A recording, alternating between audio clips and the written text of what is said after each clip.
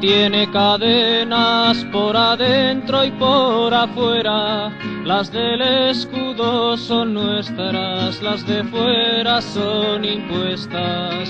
Las de fuera son impuestas, las del escudo son nuestras. Navarra tiene cadenas por adentro y por afuera. Sancho el fuerte, Sancho el fuerte, Sancho el fuerte, si viviera, uniría a los navarros para romper esas cadenas.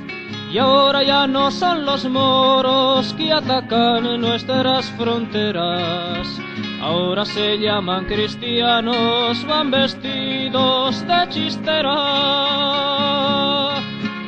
Navarra tiene cadenas por adentro y por afuera, las del escudo son nuestras, las de fuera son impuestas.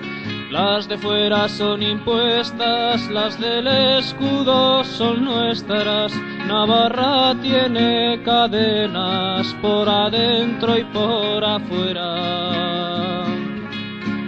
En el 1512 el duque de Alba entró con su ejército en Pamplona, partiendo Navarra en dos. Desde entonces en Navarra el rey de Castilla mandó. Se rieron los monarcas, pero Navarra lloró.